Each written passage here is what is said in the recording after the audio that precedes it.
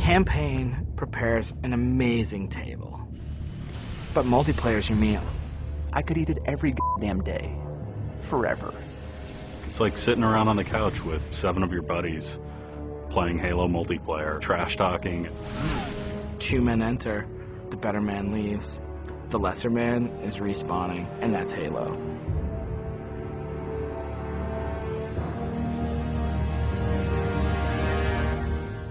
The beta. It's super important to have these like big ticket like milestones that sort of force a bunch of wishy-washy designers to get their shit together.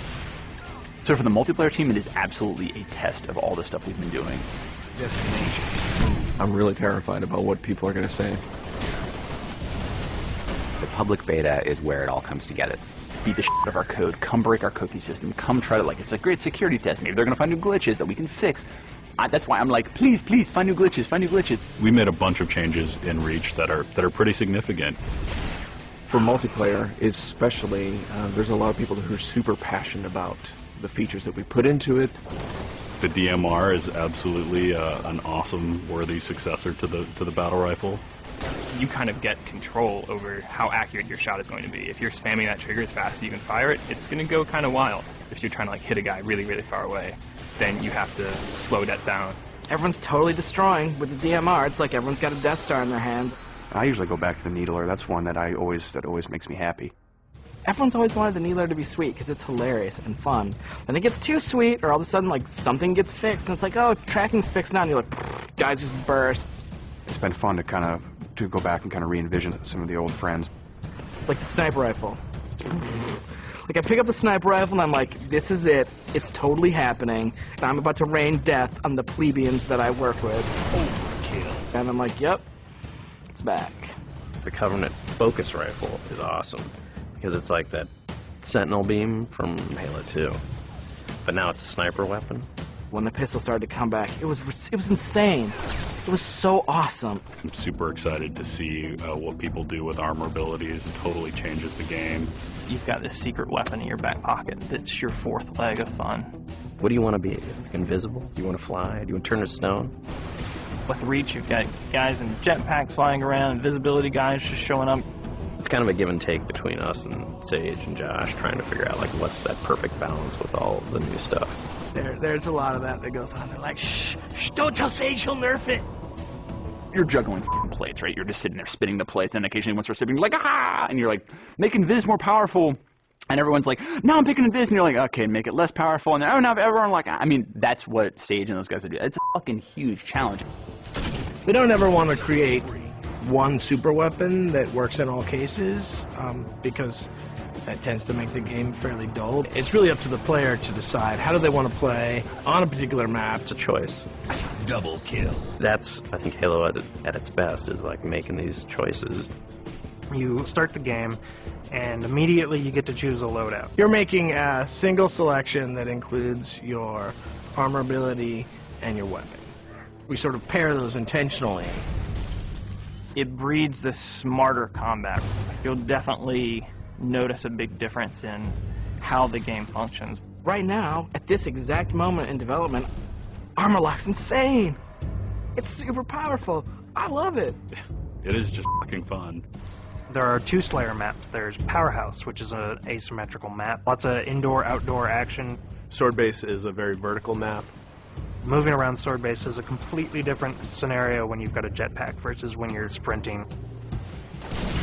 This time around, we decided to integrate all of the multiplayer maps within the campaign. Overlook is another Pioneer-style base. We're using it for a game type called Generator Defense. That's also a multiple loadout game type. Your loadouts are actually far more varied than, say, in Slayer. Boneyard is our largest map we've ever done in multiplayer. It's definitely the most complicated multiplayer space we've ever tried, and it's also a new game type. Invasion is this big team battle.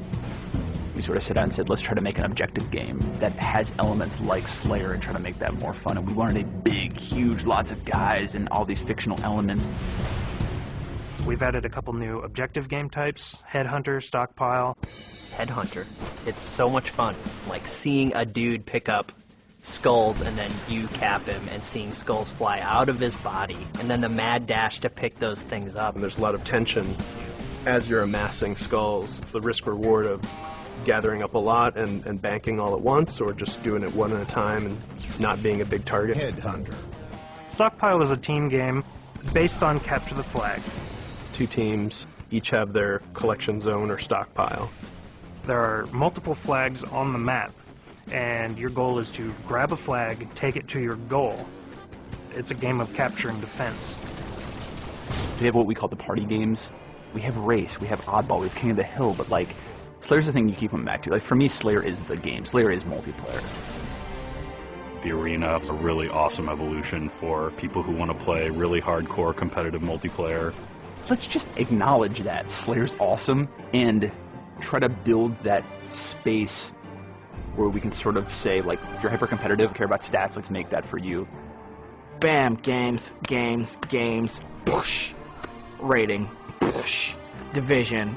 The better you play, you'll eventually be put into a division. The arena divisions are broken up into Onyx, Gold, Silver, and Steel. You can say, oh yeah, I was Gold, you know, and like that means something. And I'm like, oh yeah, that's cool. You're basically a AAA baseball player. And I'm like, I'm Onyx. Like, you just met f***ing Roger Clemens. Our matchmaking system is really good at matching people up based on skill. What it has never been really good at before is saying, well, how much fun will these 2 people have playing together? I'll sing.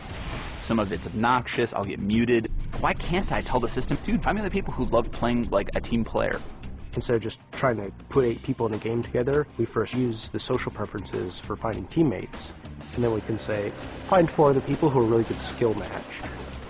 Without players thinking about it, we hope that it'll lead to better social encounters. Active roster essentially is us bringing the Y menu back from Halo 2. It's a way of saying, friends are online and this is what they're doing, so I can hook up with them with a minimum of fuss. Everything that you see in the game, there's a path to getting. We can make this game about you. I really wanted to make sure that players were able to invest themselves in the Spartans that they create, and then be able to carry that Spartan back and forth between campaign and multiplayer seamlessly without them feeling like it's 2 different experiences. Start at 0, nothing. Invest. Play the game. No freebies. You're beta testing. Have a t-shirt. Little avatar t-shirt. I'll be wearing one. The fans should never assume what you see in the beta is set in stone. What's working about Powerhouse? The jetpack is practically crying out for abuse. Is Rocket Spawn open? Is that good? In the end, it's all about the game, and the game is king. There's that magical step in the process, like, it stops being software, and all of a sudden it's more like this thing. I'm playing with my friends having a beer. It's awesome.